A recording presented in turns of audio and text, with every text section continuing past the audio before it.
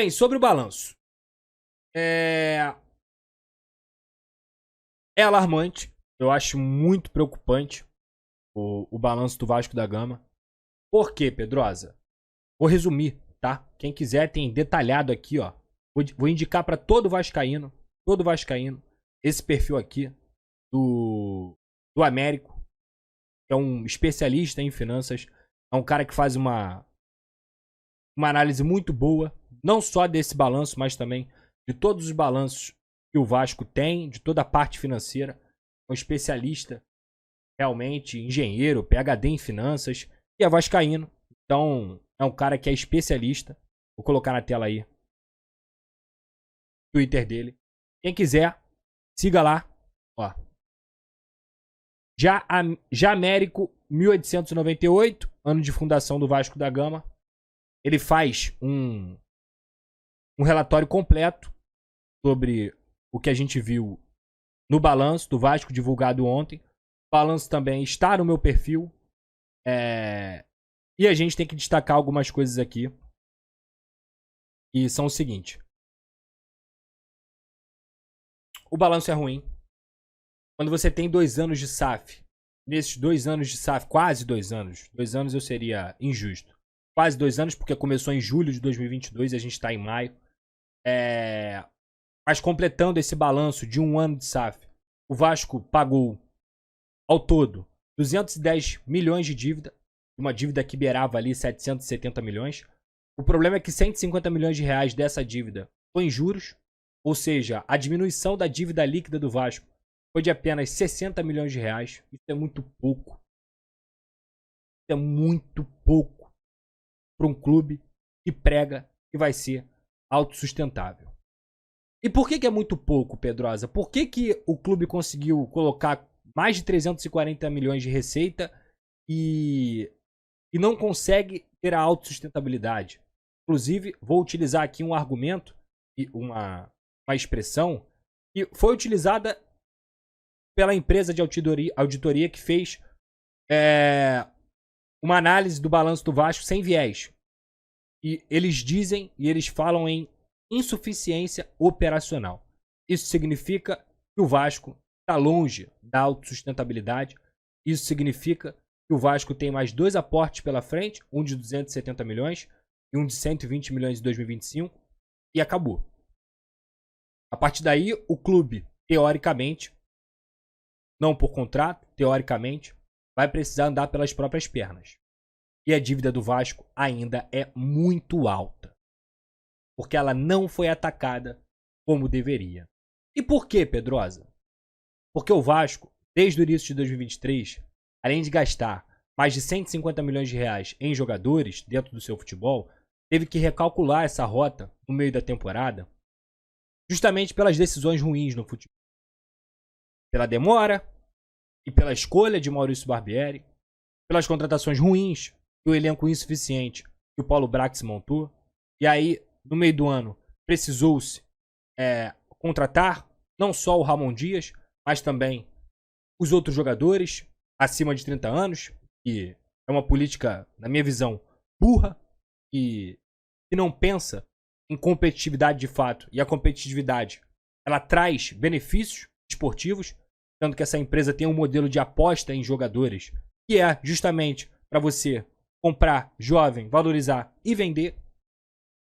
O maior ativo do Vasco nessa receita foi justamente a venda de jogadores, que é um tipo de contagem de caixa que qualquer clube do mundo faz, mas que é uma situação muitas vezes imprevisível. Pode acontecer e não pode acontecer. Então o Vasco hoje, ele sobrevive das receitas, assim como sobrevivia no associativo. Isso quer dizer, Pedrosa, que você quer a volta do associativo? Nunca. Jamais. Jamais. Eu já vi um remador do Clube de Regatas Vasco da Gama, ninguém me contou, tá? Só um exemplo, ninguém me contou. Ficar mais de 5 meses sem ajuda de custo na época que o Vasco era associativo. Funcionários tendo que tirar filho de colégio particular, funcionários sem pagar aluguel, funcionários pedindo dinheiro emprestado, sendo despejados, porque o Vasco não pagava. Então, nesse fator, que é o mínimo, pelo menos a SAF faz. Agora, isso está longe de ser bom. Está longe de ser o ideal. Tá? Então, quando eu digo que o clube sobrevive da mesma forma que sobrevivia no associativo, é das vendas. Por quê, Pedrosa? Porque precisa gastar muito e gasta muito. E os objetivos esportivos, eles continuam o mesmo. Antigamente, o que o Vasco fazia? Ele brigava para não cair, caía, com salários atrasados e com uma dívida enorme, pela incompetência dos gestores. O que o Vasco faz hoje em dia? Gasta muito dinheiro, continua com uma dívida grande, briga para não cair e quase não caiu. Qual é a diferença esportiva do Vasco associativo para o Vasco atual? Nenhuma. Nenhuma. Porque o Vasco, esportivamente, comete erros e erros atrás de erros. Porque a 77 tem pouquíssima ou quase nenhuma expertise de futebol brasileiro. Porque os profissionais contratados foram incompetentes. Não só Paulo Brax, mas também Luiz Melo. Lúcio Barbosa vem se mostrando com decisões incompetentes. Inclusive, para quem não se lembra, Lúcio Barbosa prometeu à torcida do Vasco da Gama que o Vasco teria grandes reforços. Lúcio Barbosa se gabou do 5º maior orçamento, ou um dos 5 maiores orçamentos do Vasco na janela. E foi ele que contratou, inclusive, o Alexandre Matos, que torrou mais de 130 milhões de reais. E o Vasco é obrigado a jogar de uma forma comedida diante do Fortaleza, que não gasta nem metade disso. Porque quando a gente comemora resultado aqui, é pelo cenário. Quase 300 milhões de reais gastos desde 2023. E o Vasco não tem um elenco. O Vasco não tem um elenco. É um elenco cheio de lacuna. Deixa eu dar esse recado aqui da Simples Reserva. Deixa o seu like. Pega esse recado aí da Simples Reserva. A Simples Reserva é a nova parceira do canal do Pedrosa e ela tem um conceito que o nome já traduz. Simples. É roupa de qualidade sem preço astronômico. Para mim, a ideia de estar bem vestido também é saber ser simples, onde quer que você esteja. Seja no trabalho, no lazer, com frio ou calor. É o que faz parte do seu dia a dia. E apontando a câmera do seu celular para esse QR Code aqui na tela ou clicando no link da descrição, você pode usar o cupom PEDROSA10 e ganhar 10% de desconto na Simples Reserva. Seja para homens, mulheres ou crianças. Ficou fácil estar bem vestido e num preço bom também. Quer saber mais? Clica lá, vem comigo, tamo junto.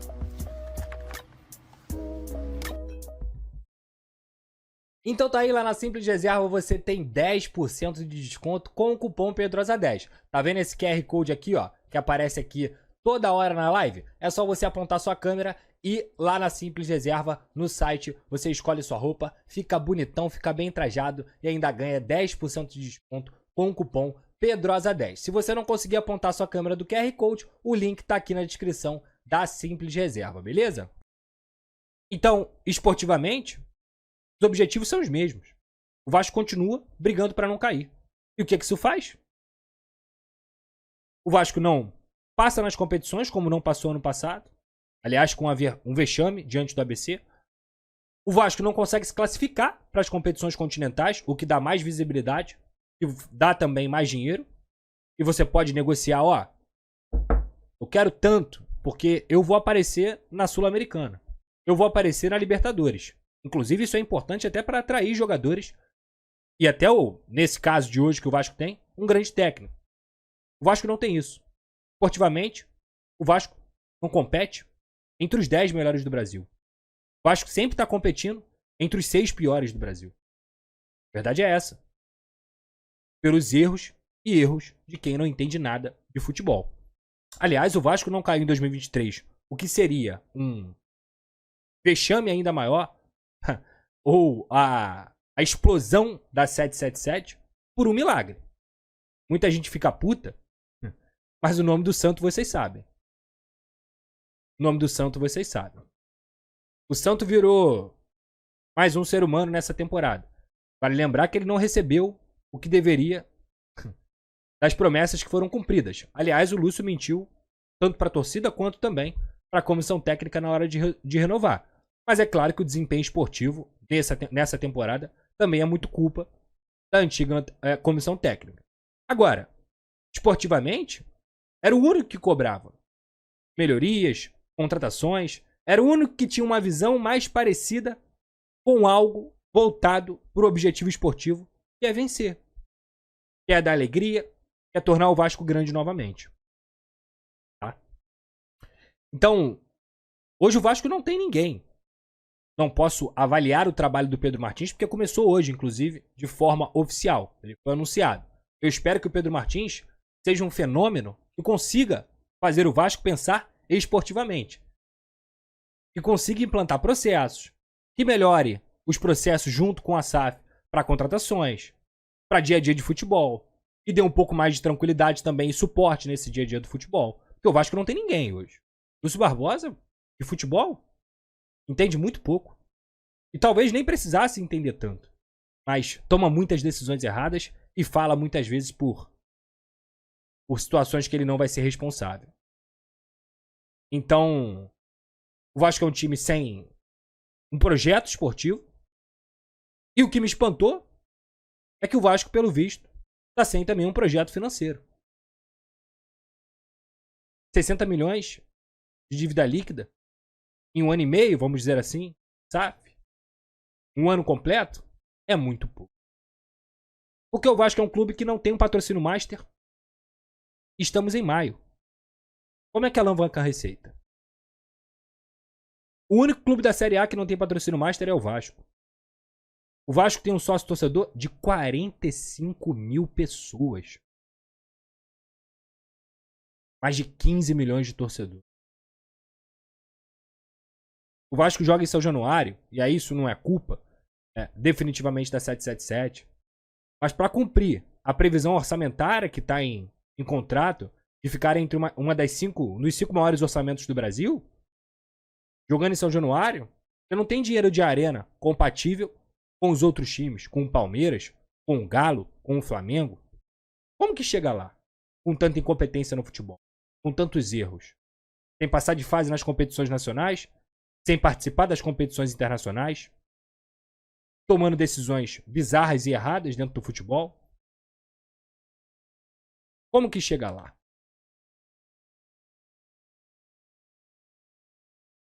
E aí? Por que o sócio torcedor é baixo? Porque não tem entrega do futebol. O futebol não entrega nada pro torcedor. O que o Vasco entrega pro torcedor? O que atrai o torcedor a ser sócio torcedor? Apenas a paixão. Apenas. De resto, nada. Nada. Então, assim, quando as pessoas falam assim, ah, porra, mas você tá falando isso agora, é porque a única pessoa que entendia ou cobrava, inclusive foi por isso que ele foi demitido, daquela forma tão rápida, 14 minutos, é a pressa de não pagar multa. Que essa é a situação financeira do Vasco. A situação preocupante. Preocupante. E a minha leitura é que o Vasco continua sobrevivendo e vai continuar sobrevivendo dos aportes financeiros da 777. E quando o dinheiro acabar? Nesse ritmo de pagamento de dívida? Vocês acham o quê? Que o Vasco tem 10 anos para pagar a dívida? Até tem. Mas em 6 tem que ter 60% do RCE pago. E o Vasco não ataca a dívida. O Vasco, como o próprio Américo colocou, é um pagador de boleto. Vai olhar o que o Botafogo fez com a dívida. Vai olhar o que o Manchester City, o Bahia, do Grupo City, fez com a dívida.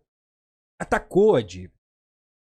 Só que as decisões do futebol, elas custam tão caro pela incompetência, pelo amadorismo, que o dinheiro que o Vasco poderia utilizar dentro desse ataque à dívida, de pagamento à dívida, de melhorar esse fluxo de caixa, foi todo pro futebol. Sabe o que a gente tem hoje? Um time que briga para não cair.